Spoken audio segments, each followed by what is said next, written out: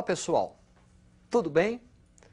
Na aula de hoje nós vamos tratar da Revolução Industrial e da consequência direta no plano ideológico desta revolução, que será o socialismo. Preste atenção nessas gravuras. A bomba hidráulica, tear hidráulico, locomotiva a vapor e o barco a vapor. Inventos que vão caracterizar a Revolução Industrial, cujo conceito é uma série de transformações. A energia física se transforma em energia mecânica. O trabalho da manufatura passa a ser feito em fábricas. Esse conjunto de transformações é designado Revolução Industrial. Esta Revolução Industrial tem por berço a Inglaterra. E vamos ter que decifrar por que foi a Inglaterra. Preste atenção no quadro. Inglaterra e as condições que ela possuía para ser o berço da Revolução Industrial. Acúmulo de capitais, mão de obra disponível, um Estado liberal, jazidas de carvão. Acúmulo de capitais, porque a Inglaterra foi a nação que mais se beneficiou daquele processo de acumulação de capitais do mercantilismo. A partir de uma exploração colonial da América do Norte, a Inglaterra se enriquece. Vamos levar em conta ainda o período de Oliver Cromwell, que contribuiu para esse processo de acumulação de capitais. Revolução Gloriosa. A Inglaterra era, no finalzinho do século XVII, começo do século XVIII, a única nação onde a burguesia ocupava o poder político. Revolução Gloriosa, Estado liberal burguês. Mão de obra disponível, resultante do processo de cercamento, os enclosures, que era a substituição da agricultura pela pastagem. Quando falamos de agricultura, precisamos de um determinado número de mão de obra, pessoas ligadas ao campo. Quando falamos pastagens e cercamos o campo, daí o nome, Lei dos Cercamentos, para colocar as ovelhas, eu não preciso mais de um determinado número de pessoas. Ocorre um êxodo rural. A turma, os exilados, aqueles que perderam a terra, vão até a cidade e vão se transformar em força de trabalho para a indústria. Indústria essa que, no seu primeiro momento, tinha como força motriz o vapor. Daí a importância das jazidas. Por isso que a Inglaterra será o berço dessa Revolução Industrial.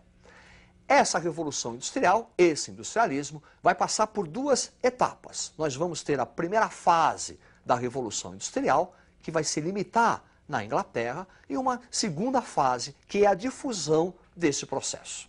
Preste atenção no quadro.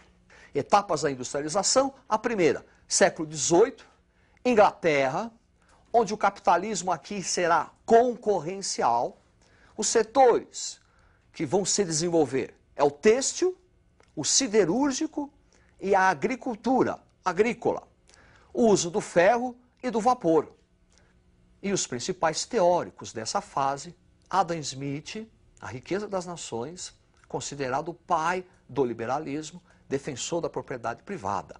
E Davi Ricardo, que vai defender a tese do salário mínimo. Quer dizer, o trabalhador deveria receber apenas aquele salário que servisse para o seu sustento, auxiliando assim a riqueza da burguesia.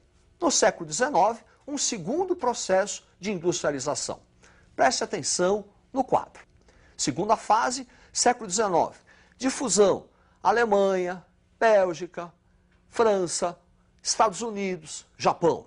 Essa fase já é uma fase monopolista, imperialista e desenvolvimento do neocolonialismo.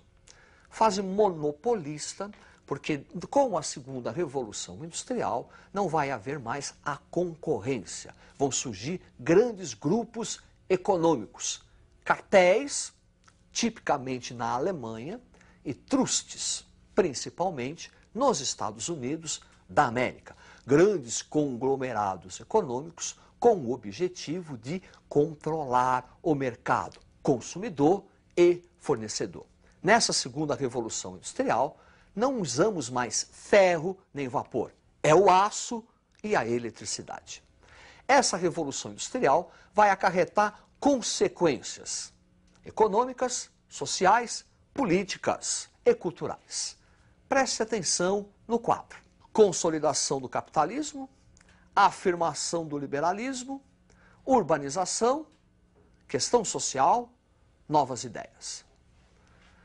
Questão social, porque com a Revolução Industrial vai se constituir as duas principais classes do capitalismo moderno.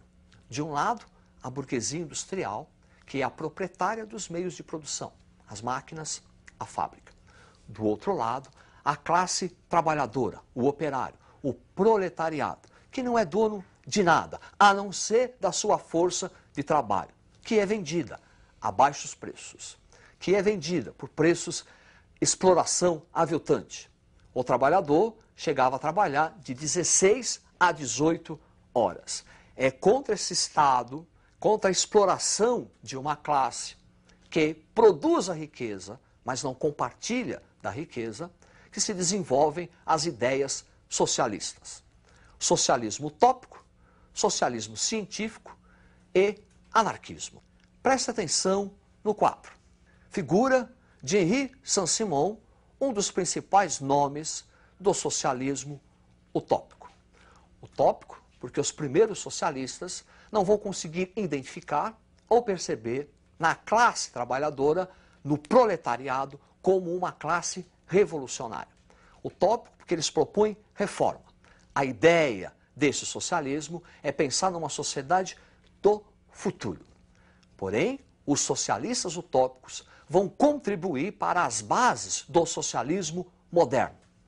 Preste atenção no quadro. As ideias do socialismo utópico. A socialização dos meios de produção significa dizer o fim da propriedade privada dos meios de produção, o fim de direito de herança, igualdade social e ensino público para todos. Os principais líderes, Saint-Simon, Fourier, Proudhon, Robert Owen. Do desenvolvimento do socialismo utópico, nós vamos falar do socialismo científico. Científico porque a partir de agora não se pensa mais no futuro. A sociedade tem que ser mudada hoje. O proletariado agora é identificado como uma classe revolucionária. Preste atenção nessas gravuras. Friedrich Engels, Karl Marx. Em 1848, Primavera dos Povos, é lançado o Manifesto Comunista. E no Manifesto Comunista, as ideias do socialismo revolucionário são colocadas em prática. O proletariado agora é visto como uma classe revolucionária. Simples.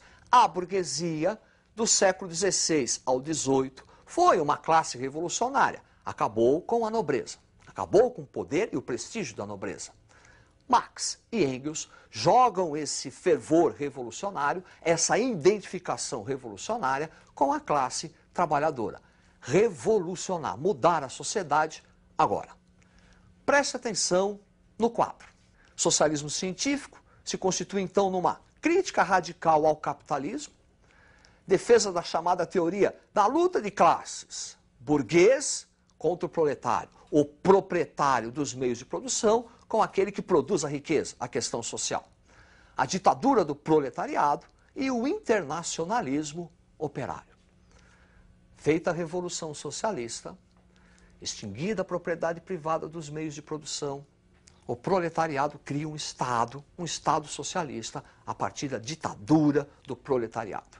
E aí a ideia básica desse socialismo científico, internacionalismo operário. Perceba que é uma oposição ao principal conceito burguês. Qual que é o conceito burguês? Nacionalismo. Qual que é o conceito do proletariado? Internacionalismo. O Manifesto Comunista encerra da seguinte forma: proletários de todo o mundo, univos. Então, a base do socialismo científico é o internacionalismo operário. Além dessas ideias, outras questões sociais também se desenvolvem. A Igreja Católica, a partir do século XIX, começa a se posicionar. Ela critica o capitalismo, critica a exploração de uma classe sobre a outra, mas também critica a luta de classes, critica a ditadura do proletariado. E ela vai encontrar um meio termo. Presta atenção no quadro. Socialismo Cristão, Leão XIII e Rerum Novarum. A partir daí, a Igreja se posiciona diante da questão social. Condena o capitalismo, condena a exploração de um grupo sobre o outro, mas também condena o socialismo, condena a ideia de luta de classes. O socialismo cristão é caracterizado pela harmonia entre as classes. O trabalhador evita fazer a greve, evita entrar em confronto, e a classe patronal evita explorar demais a classe trabalhadora. Esses trabalhadores também vão se organizar em sindicatos. Voltando ao quadro, sindicalismo, Antônio Labriola, Georges Sorel, os principais líderes, e o anarquismo, Bakunin, Kropotkin. Os anarquistas farão uma crítica radical. Condenam não apenas a propriedade privada, mas também condenam a existência de todo e qualquer Estado, toda e qualquer forma de poder. Na visão dos anarquistas, a desigualdade social não está associada apenas à existência da propriedade privada. A desigualdade social está relacionada à existência de um Estado, à existência de um poder. Enquanto há Estado, há um grupo que domina o outro. Os anarquistas questionam qualquer poder, questionam qualquer Estado. Essas ideias, tanto o socialismo utópico, como o socialismo científico, como o anarquismo, vão estar presentes nas famosas revoluções do século XIX, 1830, 1848, principalmente. A Primavera dos Povos. É onde as ideias socialistas ganham corpo pela primeira vez. É isto aí, uma boa sorte, estudem e até a próxima.